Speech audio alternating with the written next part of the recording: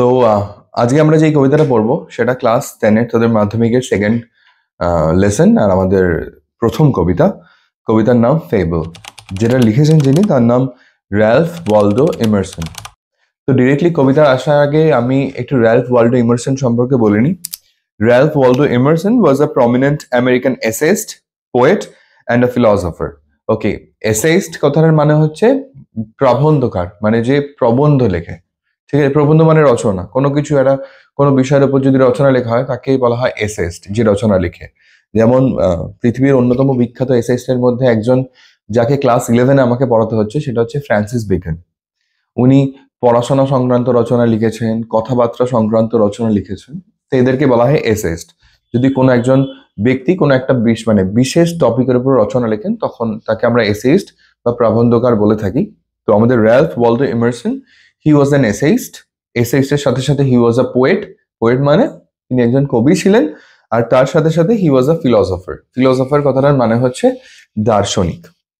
Now who lived from May 25, 1803 to April 27, 1882. তো 1803 সালে জন্ম, মে মাসের 25 তারিখ, এবং তিনি মারা যাচ্ছেন 1882 সাল এপ্রিল মাসের 27 তারিখে। নাও এনার কিছু বিখ্যাত কবিতা, তার মধ্যে কনকর্ড হেম, ব্রহ্মা, এগুলো তার বিখ্যাত কবিতার মধ্যে অন্যতম। অবশ্য আজকে আমরা যে কবিতাটা বলছি সেই কবিতাটার নাম হচ্ছে ফেবল। তোদের মধ্যে কেউ ফেবলের মানে জানিস? ফেবল মানে কি? ফেবল কথাটার বাংলা মানে হচ্ছে উপকথা। ফেবল এক বিশেষ ধরনের কবিতা বা বিশেষ ধরনের প্রোজও হতে পারে, যেইগুলোর মধ্যে আমরা যেইগুলো পড়ে আমরা জীবনে কিছু শিক্ষা লাভ, কিছু নীতি শিক্ষা লাভ করতে পারি। দেখ, ফেবলের যদি আমি ডেফিনেশন বলতে যাই তাহলে আমাকে বলতে হবে যে it is a short story typically written in verse or pros. Fable নিজেই একটা গল্প। এবারে সেই গল্পটা ইদার ভার্সে লেখা থাকবে, ভার্স মানে কবিতা আকারে লেখা থাকবে গল্পটা, অথবা প্রোজ মানে গদ্য আকারে লেখা থাকবে। তাহলে ফেবল একটা গল্প, যে গল্পটা কবিতা আকারে লেখা থাকতে পারে অথবা গদ্য আকারেও লেখা থাকতে পারে। It uses animals or inanimate objects as characters. এবং এই যে গল্পগুলো, এই গল্পগুলোর মধ্যে যে ক্যারেক্টার বা যে চরিত্রগুলো থাকবে সেই চরিত্রগুলো ইনঅ্যানিমেট ক্যারেক্টার হবে। মানে ইনঅ্যানিমেট ক্যারেক্টার কথাটার মানে কি? যারা মানুষ নয় বেসিকলি। মানে হয়তো দেখবি যে এই ধরনের কবিতাতে গাছও কথা বলছে। আচ্ছা, গাছ কি কথা বলতে পারে? গাছ কথা বলতে পারে না। তাহলে মানুষের এই কথা বলার কোয়ালিটিটা কার কোয়ালিটি? এই কথা বলার কোয়ালিটিটা মানুষের কোয়ালিটি। সেই মানুষের বিশেষ কোয়ালিটিটাকে কার উপর অর্পণ করা হচ্ছে? গাছের উপর অর্পণ করা হচ্ছে। আচ্ছা, তুই আমায় বল, পাহাড় পাহাড় কি কথা বলতে পারে? কাঠবিড়ালি কি কথা বলতে পারে? তারা কেউই কথা বলতে পারে না। কিন্তু আমরা এই ধরনের যে পোয়েমগুলো, সেগুলো যখন আমরা পড়বো আমরা দেখবো সেখানে পাহাড়ও কথা বলছে, কাঠবিড়ালিও কথা বলছে, গাছও কথা বলছে, নদীও কথা বলছে। তাহলে এই যে কথা বলার যে কোয়ালিটিটা, সেটা যেটা মানুষের কোয়ালিটি, সেই কোয়ালিটিটা কার উপর অর্পণ করা হচ্ছে? না এই নদী, নালা, গাছপালা, তোমার বিভিন্ন রকমের প্রাণী, এদের উপর অর্পণ করা হচ্ছে। এরাই হচ্ছে মানুষের মতো কথা বলে। তো এই যে কোয়ালিটিটা, এটাকে ইংরেজি ভাষায় বলা হয় পার্সনিফিকেশন। পার্সনিফিকেশন কাকে বলা হয়? পার্সনিফিকেশন মানে হচ্ছে যখন মানুষের কোনো কোয়ালিটি মানুষ ছাড়া অন্য কোনো প্রাণী বলো অথবা প্রাণী না হোক, হ্যাঁ, তাদের উপর অর্পণ করা হচ্ছে, তখন সেইটাকে বলা হচ্ছে পার্সনিফিকেশন।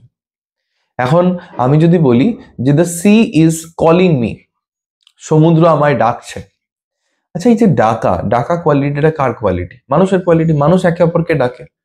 তো মানুষের এই ডাকার কোয়ালিটিটা আমি কার উপর অর্পণ করছি? সমুদ্রের উপর অর্পণ করছি। তো এইটাকে বলা হয় তোমার পার্সনিফিকেশন। মনে থাকবে পার্সনিফিকেশন কি। এবং ফেবল কি? ফেবল হচ্ছে এমন একটা গল্প, যেই গল্পটা তোমার পোয়েম রূপে লেখা থাকতে পারে অথবা প্রোজ রূপে লেখা থাকতে পারে, এবং এই গল্পের যে ক্যারেক্টারগুলো, এই ক্যারেক্টারগুলো মানুষ হবে না, রাদার ইনঅ্যানিমেট অবজেক্ট হবে। যারা মানুষ নয় এমন কোনো চরিত্র এই গল্পের চরিত্র হবে। কনভেইজ আ মরাল অর ফিলোসফিক্যাল লেসন। এবং এই ধরনের কবিতাগুলো যখন আমরা পড়বো তখন আমরা কোনো নীতি শিক্ষা বা দর্শন শিক্ষা আমরা পাবো। অর্থাৎ এই কবিতাগুলো পড়লে আমরা জীবনে কিছু শিক্ষা লাভ করব। প্রতিটা কবিতা, প্রতিটা প্রোজ যেগুলো ফেবল হয়, যেগুলো উপকথা হয় সেগুলো পড়লে কিন্তু আমরা শিক্ষা লাভ করবই করব। তোরা ছোটবেলায় এসব ফেবল পড়েছিস কিনা জানি না, একটা গল্প পড়েছিস, the crow and the pitcher? হ্যাঁ, হ্যাঁ, ওইটা, that is also a fable. তেমন ভাবে আমাদের এই কবিতাটাও ফেবল, অর্থাৎ আমরা এই কবিতা দিয়ে কিছু একটা মরাল লেসন শিখবো। Aims to teach a universal truth two through a simple narrative. এবং একটা ইউনিভার্সাল ট্রুথ, যে এই পৃথিবীতে যেটা সত্য, চিরন্তন সত্য, সেরকম একটা চিরন্তন সত্যের জ্ঞান কিন্তু আমরা এই ধরনের কবিতা পড়লে লাভ করব। তাহলে ফেবল কথাটার মানে যদি আমাকে এক কথায় বলতে হয় তাহলে আমি বলবো উপকথা, কিন্তু আমাকে যদি একটু ভেঙে বলতে হয় তাহলে আমি বলবো এটা এমন একটা গল্প যেই গল্পটা কবিতার উপরেও লেখা হতে পারে, আবার গদ্যের উপরেও লেখা হতে পারে। যেই গল্পের চরিত্রগুলো মানুষ নয়, যেই গল্পের চরিত্রগুলো ইনঅ্যানিমেট অবজেক্ট। এবার ইনঅ্যানিমেট অবজেক্ট, সেটা পাহাড় হতে পারে, কাঠবিড়ালি হতে পারে, বাঘ হতে পারে, সিংহ হতে পারে, যে কেউ হতে পারে। এই গল্পের দ্বারা আমরা কি শিখবো? এই প্রতিটা গল্প যখন আমরা পড়বো আমরা একটা মরাল লেসন শিখবো, অথবা একটা ফিলোসফিক্যাল লেসন শিখবো, অর্থাৎ আমরা জীবনে কোনো একটা বিশেষ নীতি কথা শিখতে পারবো। নাও আমরা আমাদের যে কবিতা, সেই কবিতায় চলে আসি। এই কবিতাতে আমরা কি শিখবো? এই কবিতাতে আমরা শিখবো যে ডিসক্রিমিনেশন করা উচিত নয়। ডিসক্রিমিনেশন কথাটার মানে হচ্ছে ছোট করা।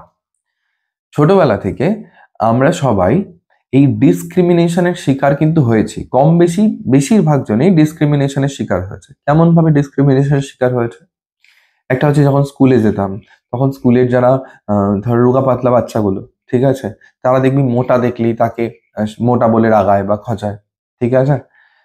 আবার দেখবি যাদের গায়ের কালার হয়তো একটু ফর্সা, তারা কালোদেরকে দেখলেই হ্যাঁ তাদেরকে অপমান করে বিভিন্ন ভাবে। তো এই যে জিনিসগুলো, এগুলো কিন্তু আদতেও ঠিক নয়। মানে তুমি তোমার মজার জন্য কাউকে দুটো কটু কথা বলে দিলে, কারো মজাক উড়িয়ে নিলে, তুমি ভাবলে that you have become very cool in front of others, তুমি সবার সামনে খুব কুল হয়ে গেলে, কাউকে মোটা বলে ডেকে, কাউকে কালো কেলে বলে ডেকে তুমি ভাবলে আমি খুব কুল হয়ে গেলাম। But is it cool? No, it is not cool at all. তুমি যাকে বলছো তার মনে কতটা খারাপ ফিল হচ্ছে সেটা সেই জানে। হয়তো সবার সামনে সে বিরোধিতা করতে পারছে না, সবার সামনে হয়তো সেও হাসছে, কিন্তু মনে মনে সে হয়তো অনেক দুঃখ পাচ্ছে, এবং সেটা আমাদের করা উচিত না।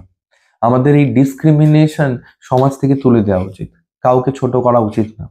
এই যে কাউকে ছোট করা উচিত না, সবাই ভালো, সবার মধ্যেই বিশেষ কিছু গুণ আছে, এইটাই কিন্তু আমরা এই কবিতার মধ্যে দিয়ে পাবো। দেখ কবিতা শুরু হচ্ছে কিভাবে। কবিতার মূল দুটো চরিত্র, যে একজন হচ্ছে মাউন্টেন আর একজন হচ্ছে স্কুইরেল। আচ্ছা, মাউন্টেন কথাটার মানে পাহাড়, আর স্কুইরেল কথাটার মানে কাঠবিড়ালি। দেখ কবিতা শুরু হচ্ছে, the mountain and the squirrel had a quarrel. The mountain and the squirrel had a quarrel. Mountain মানে পাহাড়, এবং কাঠবিড়ালির একবার ঝগড়া করছিল। একটা পাহাড় আর একটা কাঠবিড়ালি ঝগড়া করছিল। And the farmer called the latter little prig. এবং farmer মানে হচ্ছে প্রথমজন। প্রথমজন কে? প্রথমজন হচ্ছে পাহাড়। called the latter মানে দ্বিতীয় জন। প্রথমজন পরের জনকে বলল, পরের জন কে? কাঠবিড়ালি। অর্থাৎ পাহাড় কাঠবিড়ালিকে বলল লিটল প্রিগ। এবারে লিটল প্রিগ কথার মানে ছোট্ট দাম্ভিক।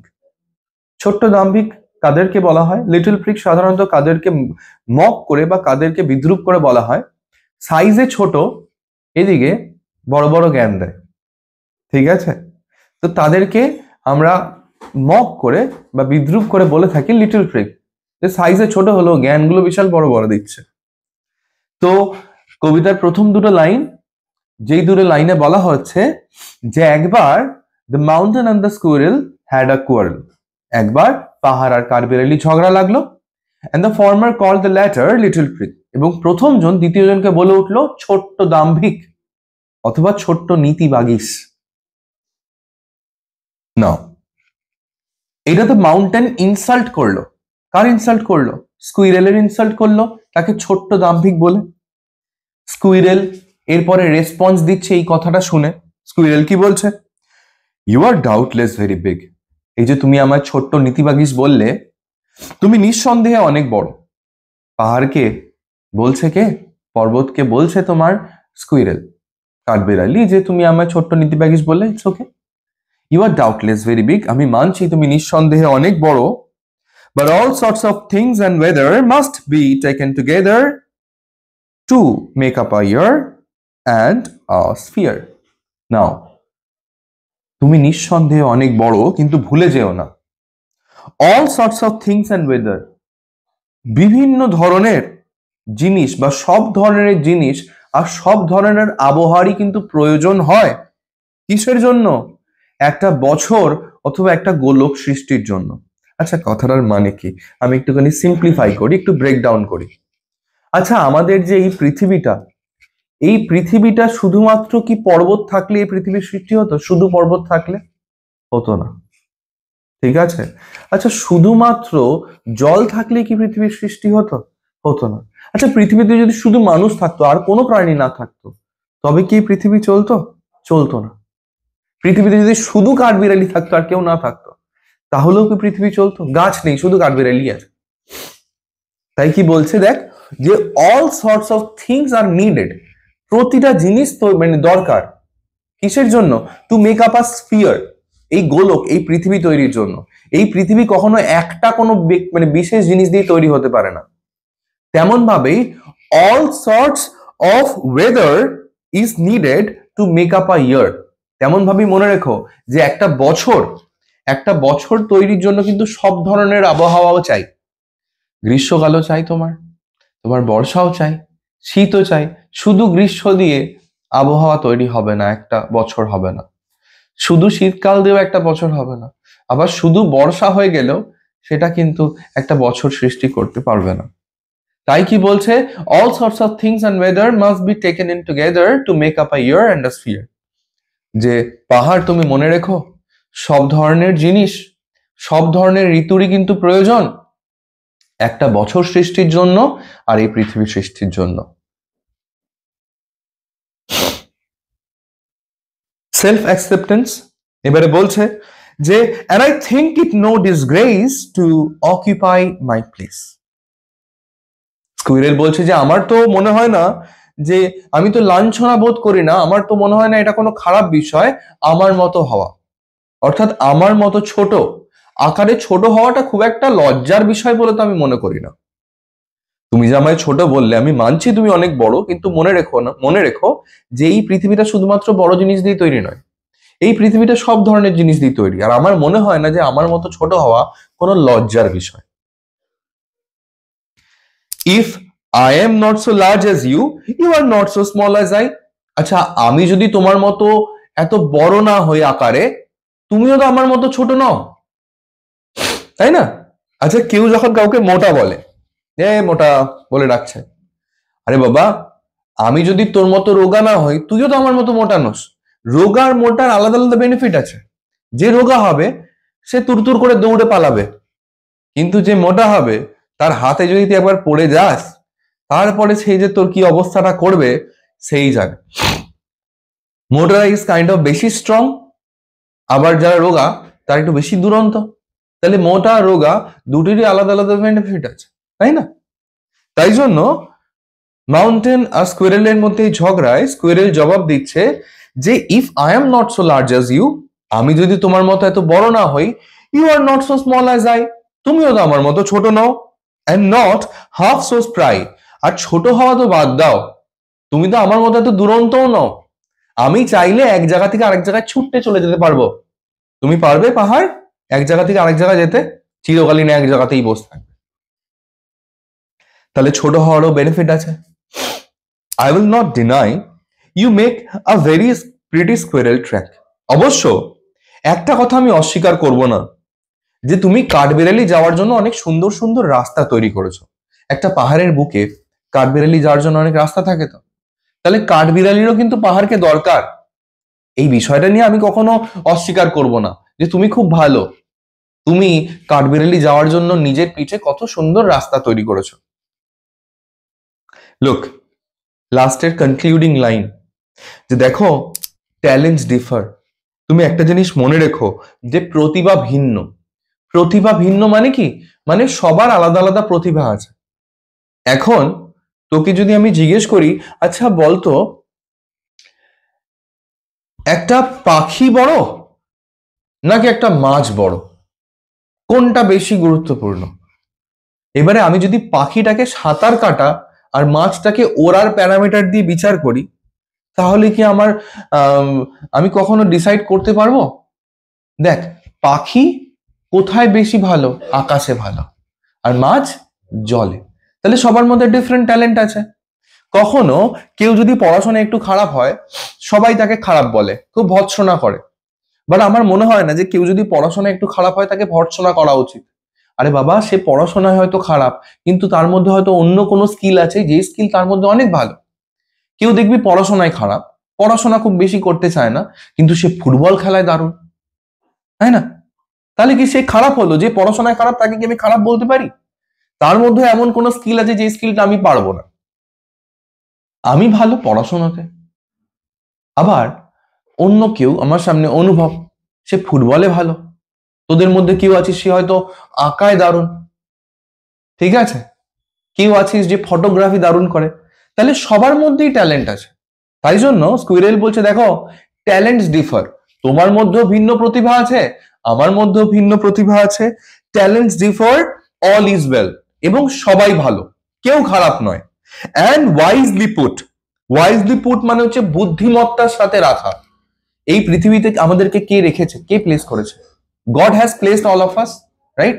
ভগবান বা ঈশ্বরটা এত বোকা নয় যে কোনো বিশেষ ট্যালেন্ট না দিয়ে আমাকে পৃথিবীতে পাঠিয়ে দিয়েছে। সবাইকে বিশেষ ট্যালেন্ট দিয়েছে। তাই জন্য স্কুইরেল বলছে, দেখো, talents differ, all is well and wisely put. মনে রেখো, সবার মধ্যে ভিন্ন ভিন্ন প্রতিভা আছে, সবাই ভালো, এবং খুব বুদ্ধিমত্তার সাথে তাদেরকে এই পৃথিবীতে রাখা হয়েছে। If I cannot carry forests on my back, দেখো, আমি একটা জিনিস মানছি যে তোমার মতো হয়তো পিঠের মধ্যে অত বড় জঙ্গল আমি বহন করতে পারবো না। দেখ, যে মাউন্টেন, যে পাহাড়, তার পিঠে কত বড় জঙ্গল। আমি তোমার মতো অত বড় জঙ্গল নিজের পিঠে বহন করতে যদি নাও পারি, neither can you crack a nut, তুমিও তো আমার মতো বাদাম ভেঙে খেতে পারো না। তোমার পিঠে বড় বড় বাদাম গাছ আছে, কিন্তু সেই গাছের বাদাম কি তুমি ভেঙে খেতে পারো? তুমি পারো না। সো এইখানে আমাদের যে কবিতা, সেই কবিতা শেষ হচ্ছে।